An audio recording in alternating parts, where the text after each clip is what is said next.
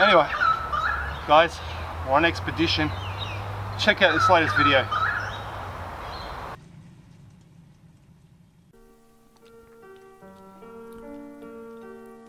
Cocos Island in the Indian Ocean is infamous for its caves, jungles, and supposed buried treasure.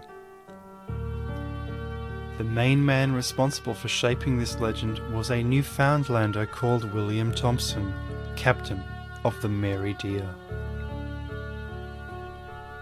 The origin of the treasure he buried is Lima, Peru.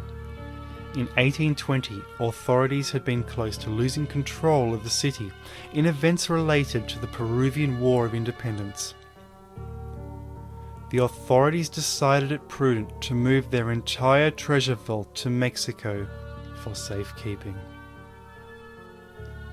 The treasure comprised unbelievable amounts of wealth, thousands of pieces of 8, thousands of gemstones inlaid into golden objects, 4,000 doubloons, 5,000 Mexican crowns. Included was a remarkable 7-foot virgin of gold, weighing 780 pounds, on which were 1,684 jewels. 3 of those were 4-inch emeralds on the pectoral, and 6 were 6-inch topazes on the crown. There were also 7 crosses, covered in diamonds. The value today would be incalculable. Thompson decided that he would be a fool to part with this incredible treasure. It was, of course, accompanied by Spanish Marines as well as priests. Thompson massacred them all. He then sailed to Cocos Island and buried most of the loot. The Spanish, however, were on his tail. He and his ship, the Mary Dear, were boarded by the frigate Espiel, and the pirate crew met with a grisly death on the yardarm.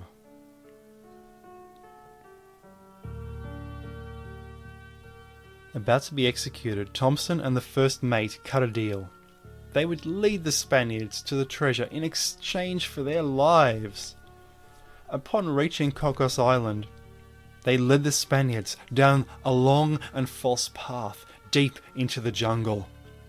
They then bolted, disappearing forever. It's unknown what happened to the first mate, or to Thompson. Some treasure hunters like to think that Thompson made it back to Newfoundland with the help of a whaling ship. He certainly never appears again, but appears to have had a successor of a strange name, Bonito of the Bloody Sword. The name is convoluted, lengthy, and it must have been something like Bloody Sword Ben for short. This pirate also liked to bury American treasure at Cocos Island, which he had raided in the Americas. According to legend, in 1821, Ben Bonito entered Port Phillip Bay. There was as yet no colonial city in Victoria. The remote location and almost unknown bay afforded suitable protection to hide the loot of Lima.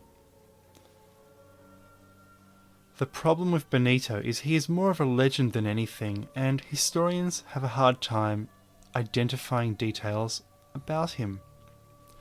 The story of Queenscliff, a peninsula on the end of Bellarine Peninsula, Victoria, comes from Mary, a girl he picked up in Panama.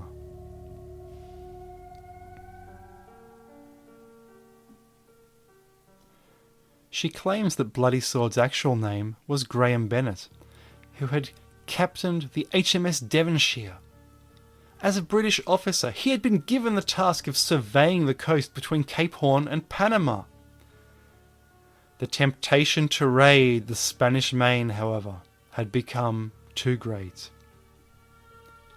Announcing his plans to the crew, he promised that those who did not join him in his new career would be safely put ashore. He double-crossed these men. During a visit to Cocos Island, which may have been to either deposit or look for treasure, he took the disagreeable portion of the crew by surprise, massacring them on shore. It is this location which links Bonito to the treasure of Lima.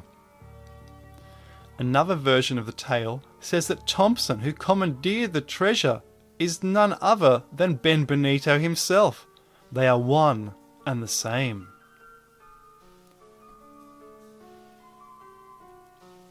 After this, Bonito raided a squadron of the treasure fleet, attacking 3 Spanish man-of-wars, even capturing one vessel and loading up his treasure on this ship.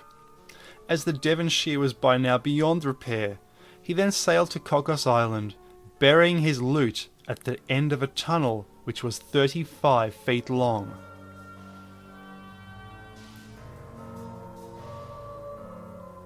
A heavily armed pirate ship was dispatched and was soon hard on the heels of Bennett's ship.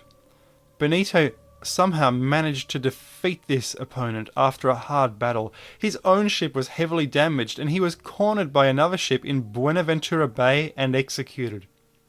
In another story, this all happened at Cocos Island. In Mary's tale, this happened in Queenscliff, where he was sighted just after exiting the heads of the bay by a British warship.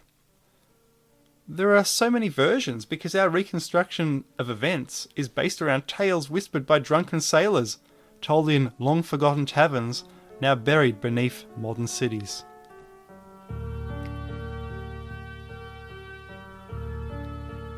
Either shortly before or after his treasure was buried, probably at Swan Bay near Queenscliff, Bennett was cornered by a British vessel. His girlfriend Mary said that he preferred to blow his brains out on deck when capture looked certain. Another version says that he was captured by the British and immediately hanged from the yardarm along with the rest of his crew.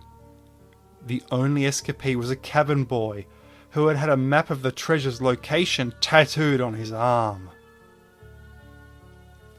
For some reason, historians are not able to verify these stories. Either they never happened, or the British Admiralty was so embarrassed by the loss of a man-of-war to a turned officer that they decided to strike forever the record of Bonito's name from history, so that no one in British ranks would ever be inspired to follow in his footsteps. A generation or so later, so they say, an old man would walk the beaches near the caves of Queenscliff, sometimes acting suspiciously. His name was Kerosene Jack. Kerosene Jack was, they say, a ship's mate, or even the cabin boy who had escaped capture by the British. His real name was one the local kids perhaps gave him, coming from the fact that his name in actuality sounded strange and exotic, and that it sounded something like kerosene. He is rumoured to have located the treasure, burying it in a different location. Legend holds he left a series of convoluted riddles and clues before his death. If sleuthed out, these would lead the treasure hunter to the hiding place of the riches of Lima. But these instructions have been lost, or have fallen into the wrong hands, and so they have not been made public. Stay tuned for part 2, in which we visit Queenscliff to look for the treasure, a kind of scouting expedition to look at the area it was buried in. While you're clicking something like, I'm going to build a campfire and it's going to be a long night. I'm going to try and survive out here in the bush. Yeah!